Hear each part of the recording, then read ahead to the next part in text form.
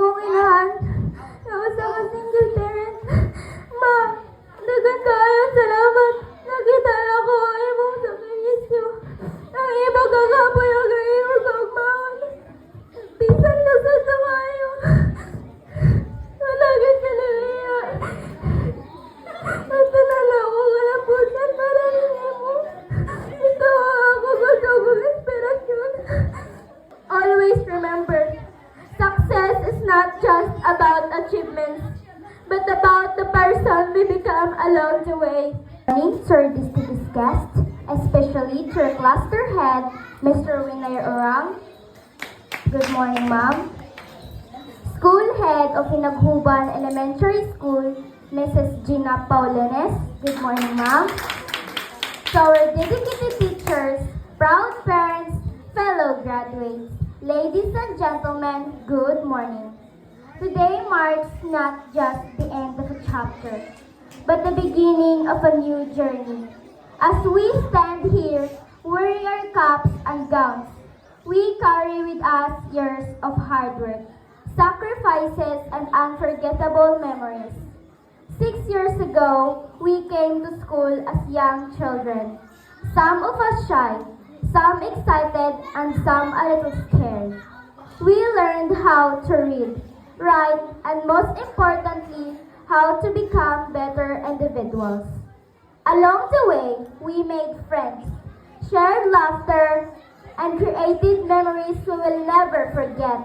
Of course, our journey was not always easy. There were times when lessons were difficult, when we felt tired or when we wanted to give up. But with determination and the help of our teachers and parents, we kept going. And today, we made it. To this institution, San Vicente Elementary School, and to all any teachers, thank you for honoring my skills, talents, and knowledge, which allows to represent our school in different academic and non-academic activities in school and even represent Pilar District. Being the top of the class batch 2026, it is an honor I deeply cherish. But I believe it is not just a title. It reflects the hard work and dedication behind every achievement. I've earned first place in interpretative reading and poem during the Buwan Wika celebration and participated in GST Got Talent Declamation. And also get a chance to represent Pilar District in Festival of Talents, which helped me grow my self-confidence and public speaking. I also proudly represented the municipality of Pilar in the Notary Quiz and represented SPES in the SELG, where I was elected as Pilar District Secretary, serving as SSLG President and joining various competitions have all shaped me into a more responsible and determined individual, reminding me that successful is not just about recognition, but about growth and perseverance. To our teachers, thank you for your patience and guidance. You did not only teach us lessons from books, but also lessons about life, kindness, and respect and responsibility.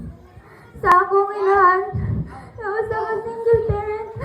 Ma, dagan kaayo salamat. Nakita na ko ang imong sakripisyo. Ang imong kagapoy o imong kaugmaon.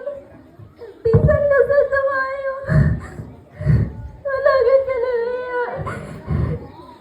At nalala ko ka na pusan para rin mo. Ito ako gusto kong inspirasyon. Sa akong tatayog nanay, dagan kaayo salamat. Ang inyong gugma o pagatiman. Kamo ang ako ay kaduwag, ginikanan, nakanunay, nagpaligon, o galyang mo makanako. And to my fellow graduates, congratulations, we did it. As we move on to high school, new challenges and opportunities await us. Let us be brave, work hard,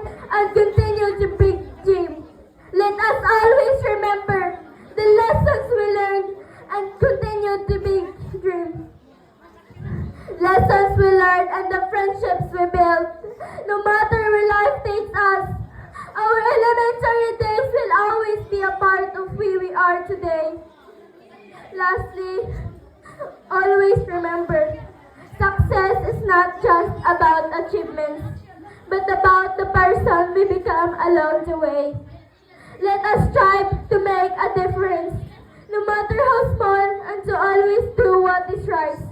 Congratulations, Class 2025-2026. May we continue to shine and reach for our dreams. Thank you and God bless us all. The things you hate about others are the things you cannot see in yourself.